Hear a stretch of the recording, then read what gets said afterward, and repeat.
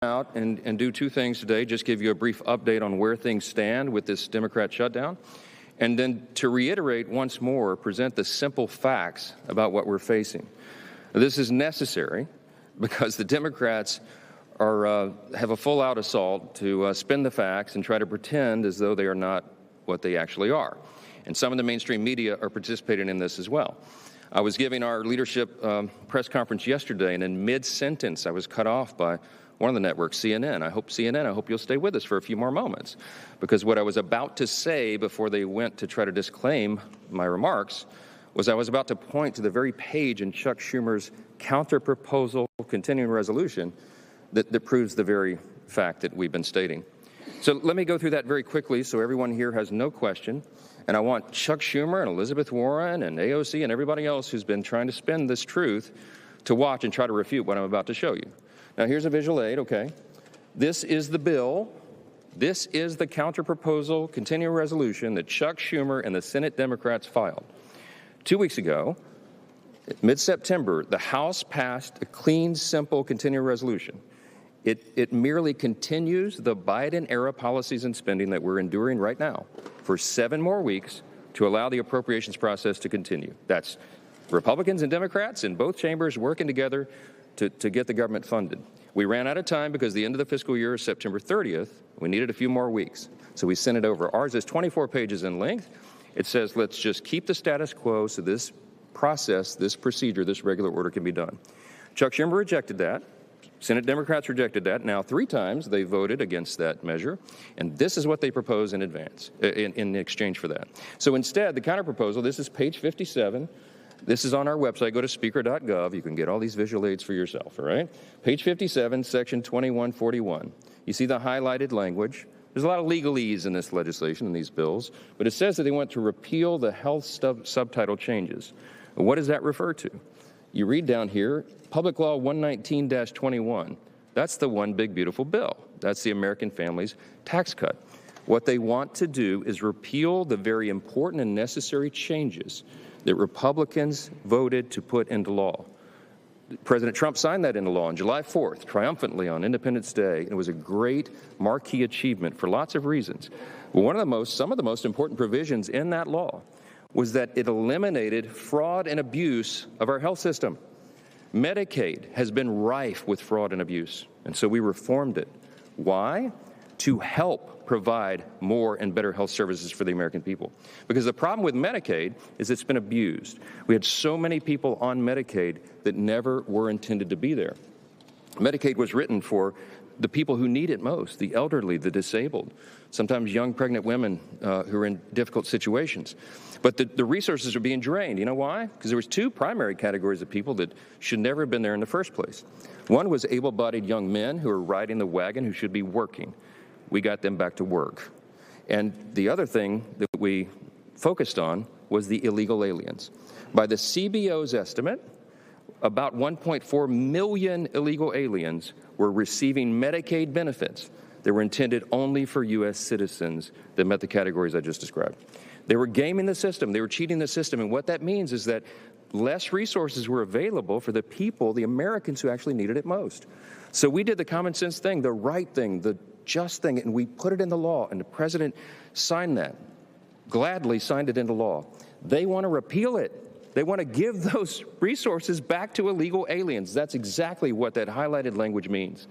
On this exhibit number 2 over here, I feel like I'm back in court. Exhibit number 2, okay? This is the specifics of what that would mean. When we say they want to give $200 billion back to illegal aliens, these are the specifics. If you read the legalese here in the language in the bill on page 57 and what follows, that's what it's talking about. These are all the various provisions in the chart over here. Those are listed in millions. So you see the final total there, $192.8 billion of your hard-earned taxpayer dollars that Chuck Schumer and the Democrats want to give back to illegal aliens. That's a fact, and nobody can refute it. Now, look, what we've done is very simple. We sent over a continuing clean resolution. This is standard practice around here. And all the Democrats who are voting against it in the Senate right now, every single one of them have given impassioned speeches about how you must pass continuing resolutions, you must pass CRs, You should never shut down the government because it's dangerous and destructive and selfish and wrong. Well, suddenly they've changed their tune. We're playing, I invite you all after the press conference to go by the Speaker's office in the hallway there, and you can see the highlight reel of all of them saying this passionately, as recently as March of this last year, when Chuck Schumer led his caucus to vote for the same CR. They did it 13 times during the Biden administration in the previous 4 years, but suddenly they won't do it. So everybody has to ask themselves why. It has nothing to do with health care. The subsidies that they're saying is the issue is not the issue. That is an issue for the end of the year. December 31 is when that expires. So Congress has 3 months to negotiate that. Certainly we could work on it in the month of October to find some consensus and figure that out, what reforms there may be necessary to make all that happen. Republicans are committed to the health care of Americans. We have already proven that we are making health care more efficient and effective and more available so that we can bring down cost and premiums and improve quality of care. We put the goods on paper. We're doing that. And the CBO analysis that came out August 25th said that these changes that we put in our bill are doing exactly that. The Congressional Budget Office is not a Republican shop, as you all know. They typically go against what I'm doing, okay, but they had to admit that this is going to make 2.3 ineligible recipients no longer on the Medicaid rolls. It's going to save $185 billion for taxpayers. That's exactly what we promised, and that's what's going to be achieved. But we have more reforms coming to try to fix Obamacare, which is not working for the people. But you need common sense, responsible Republicans who are serious about policy to fix that for the people, and that's what we're working to do. The Democrats are stalling that because they need a political talking point. And why? Because Chuck Schumer, who leads the Democrats, is terrified that he's not going to win back his Senate seat. He's afraid that the Marxist far-left corner of his base is going to challenge him in New York. Maybe many of you have noticed New York is probably going to elect a Marxist for mayor. He's terrified by that development. Chuck Schumer is a far-left progressive politician, but he's not far enough left for this base. And so he's got to show a fight against the president. He's got to show that he's fighting Republicans. And because they're playing political games and they're not doing what he himself said passionately as recently as 6 months ago that must be done, that you passed a standard bipartisan CR, because he needs political cover, he is dragging the American people through this. And who's getting hurt? Women, infants, and children, nutrition programs that are now stalled, veterans' health services that will not be provided, people who are low-income Medicare recipients who receive telehealth and health treatment at home. Many of those programs are not being funded. We have troops and TSA agents and Border Patrol agents who are working without pay, protecting the country. And you have FEMA services, health insurance policies, for example, that are being stalled in the middle of a hurricane season because the Democrats want to play political games and try to obscure the real facts at issue. We challenge them. We challenge them to tell us why they're not trying to give illegal aliens health care again when they put it in their own bill. This is not Republicans playing games. I could have put Republican conservative priorities on the CR and sent it over there, but I didn't. And so when you all ask me, why aren't you negotiating with them, I don't have anything to negotiate. Leader Thune and I can't take off Republican priorities that we put in the CR and say, hey, is that better? Could you vote for that? Because we didn't put them on there in the first place. Why? Because Republicans are being responsible. We're operating in good faith, and we're trying to get the Democrats to do their job, and they won't. Those are the simple facts, and they cannot be obscured. I'm so grateful for the strong leadership of my colleague and partner over in the Senate, and I'd love Leader Thune to give you a little update here. Well, thank you, Mr. Speaker. The Speaker is right. We have an opportunity to pick up a House-passed bill that, if it passes the Senate, will be sent to the White House. The President will sign it, and the government will reopen. It's that simple and that straightforward, and that's all we're talking about here. All we need is a handful more Democrats. We have a majority of senators, 55 senators, have already voted for this clean, short-term, nonpartisan CR. As the Speaker said, no policy riders, no gimmicks, nothing in here that benefits Republicans. This is a straight-up 7-week funding resolution, and we need it to keep the government open. And if we don't keep the government open, you'll have all the things that the Speaker just alluded to, all the Americans who are adversely impacted by this government shutdown. Now, this is something, as you all know, as recently as the last administration, During the Biden administration, when the Democrats had the majority here in the United States Senate, the Democrats on 13 different occasions voted for this, a short-term continuing resolution. Now, I have to ask, what's changed? What's different about this? What's different is who's in the White House. That's what it's about. It's all about President Trump and the Democrats needing to pick a fight to satisfy their far-left political base, far-left activist organizations who are the tail wagging the dog right now. That's all this is about. And you have a Democrat leader from New York in the Senate, a Democrat leader in the House from New York, and you have a mayoral race in New York. You've got AOC. You've got all these people that are bringing pressure to bear on what should be a routine, simple, straightforward proposition, and that is a short-term continuing resolution to keep the government funded, which is sitting right now. This is sitting at the Senate desk. We will have a vote another hour or two, and it'll be the fourth time that Democrats will have an opportunity to vote to keep the government open. Now, at some point, reason, good sense, common sense has to take effect here, because that's really what this is. They brought to us, and the Speaker alluded to all the impacts on illegals and free health care programs in this country, a bill loaded with $1.5 trillion in new spending, which includes all these provisions. And they want to load that onto a 7-week continuing resolution to fund the government. Now, what's happening right now when the government is shut down, all the things that we could be doing, the defense authorization bill, which benefits every congressional district, every state across this country, is languishing right now because we are shut down. The other appropriations bills, we have people in the Senate, both Republicans and Democrats, and frankly, Democrats, I think, especially, because they haven't had a chance to be heard in the appropriations process for a really long time. Because when Chuck Schumer ran the Senate, we didn't do appropriations bills. We didn't put them on the floor. They marked them up in committee, and then they died. And then he wrote it behind closed doors in his office. That's the difference. We are opening this process up, and one of the things that's not getting done while the government is shut down is an appropriations process that allows us to fund the government the old-fashioned way in the light of day. We aren't working on permitting reform, which should be a bipartisan priority. We aren't working on a farm bill. We got a lot of farm policy this summer in the Working Families Tax Cuts bill, but there's more to do there. Those should be bipartisan things that we could be working together on, along with appropriations. All those things aren't getting done right now because Senate Democrats have chosen to shut the government down.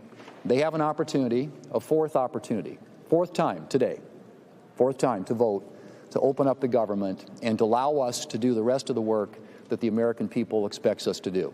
They have taken hostage the federal government and, by extension, the American people, who are the only losers in this. Everybody's talking about who wins and who loses and who gets the blame. That's not what this is about. This is about what's doing in the best interest of the American people. And what's in the best interest of the American people is keeping the government open and operating so it can continue to work on their behalf. A few questions? Yeah, right. Are you at all concerned that this decision by the administration to block some of these infrastructure projects, to take some of these blue states and target them, that could backfire on the momentum you guys have to try and break the stalemate and open up the government? So the question is about the executive and the White House and what they're doing in this situation. Everybody needs to understand how this works. When Congress decides to turn off the lights, to shut the government down, it shifts the authority to the executive branch. That's how the process works. The person who has decided to put the White House in that situation is Chuck Schumer, who leads the Democrats, the 44 who keep voting to keep the government from opening up. They're voting to shut it down. So what happens in that situation? Whoever is the president, whoever is sitting in the White House, and their staffs at the Office of Management and Budget are given an unenviable task. It's a regretful situation. They have to then determine, since the spigots have been effectively turned off and there's no more money coming in, they have to then prioritize, triage effectively, federal spending. They have to look at all of that and say, you know, which things are deemed essential and which are non-essential, which priorities, policies, and personnel must be kept to keep the government operating, and which are less of a priority. So whomever is sitting in the White House gets to then apply their lenses of review. We happen to have a Republican, a conservative administration. We're very grateful for that. We're limited government conservatives. We think the government's too big. We think the federal government is too big. It does too many things, and it does almost nothing well. And so it serves the taxpayers to send less of their hard-earned money to Washington and keep more in their pockets. That's what we're advancing through the One Big Beautiful Bill and all the legislative priorities that we achieve. But see, sometimes Democrats, not sometimes, all the time, Democrats don't agree with that because they love big government. I mean, listen to them. They want the government to control every aspect of your lives, and they need all of your hard-earned dollars to do that. In fact, they'd like to take them all. That's what the socialists are arguing for. That's what the Marxists believe. We believe the opposite. So here's this situation. Here's the president, the current occupant of the White House, that's been given this opportunity by Chuck Schumer, and he's a limited government conservative. He's looking at that and saying, gee, you know, this is inefficient, this is ineffective. And we'd never get Democrat votes to limit that because they never vote to limit government, ever. It's against their religion. But he has that opportunity now to say this is a program that would serve the American people if it were not funded, because government would be more efficient and effective, and that serves everyone. So they're going to make those decisions. Now, are they taking great pleasure in that? No. Is he trolling the Democrats? Yes. I mean, yes, because that's what President Trump does, and people are having fun with this. But at the end of the day, the decisions are tough ones. And I've met with him. I talked yesterday at length with Russ Vought, who's the director of the Office of Management and Budget. Russ takes no pleasure in this. Russ wants to see a smaller, more efficient, more lean, effective federal government as we do, but he doesn't want people to lose jobs. He doesn't want to do that, but he has, that's his responsibility. So he's very carefully, methodically, very deliberately looking through that to see which decisions can be made in the best interest of the American people. That's his obligation, and that's his real desire. The president takes no pleasure in this, but if Chuck Schumer is going to give Donald Trump the opportunity to determine what the priorities are, he's going to exercise that opportunity, and that's where we are. Chad. Square something for me here. How could you say that they take no pleasure in this, and then the next minute say, oh, they're just having fun and trolling people?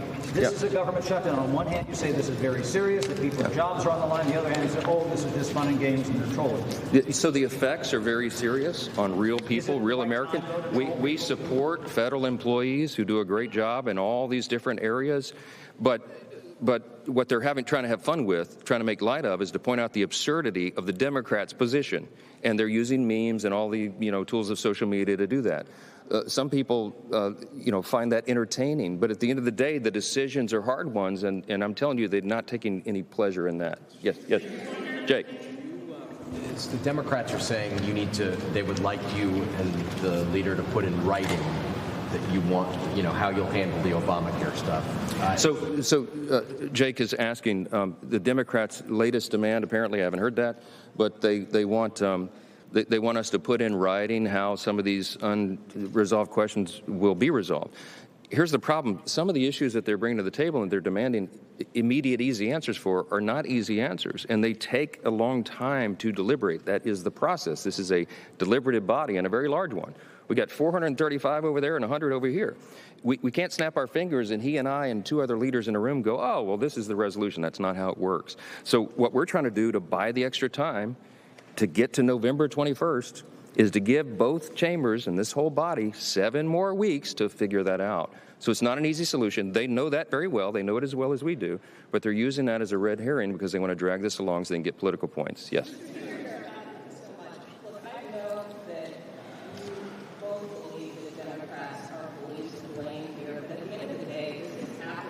On your watch. Do you take any responsibility for what's happening? And what is the justification for not holding votes in your chamber this week and potentially yours this weekend when there are some bipartisan conversations happening in the Senate? Why not just stay here and work this out? I'll give you my quick answer. I'll yield to the leader, but my quick answer is very simple. The House did its job. The House sent a bipartisan, very simple, very conventional 24-page continuous resolution to keep the lights on, and we sent it over, we passed it, and it's been rejected by the Senate. So the House will come back into session and do its work as soon as Chuck Schumer allows us to reopen the government. That's plain and simple. Right.